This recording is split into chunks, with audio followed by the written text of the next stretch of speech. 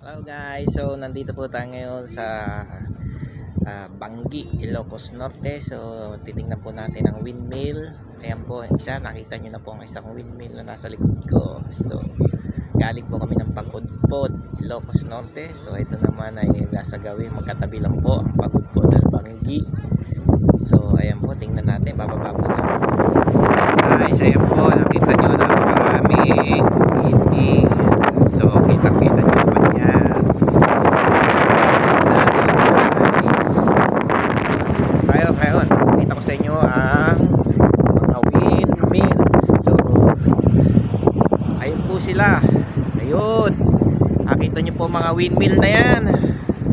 Ayan po ang mga windmill, nakita nyo sa likod ko. Ayan. So yan po ay hindi lang po basta nilagayan dyan para umikot. Yan po ay nagpo-produce ng kuryente para sa ating lahat. So ayan po ay eco energy from the wind.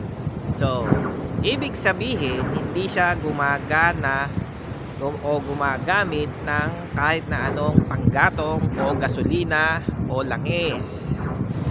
So ayan po ay libre, free from the wind o sa hangin.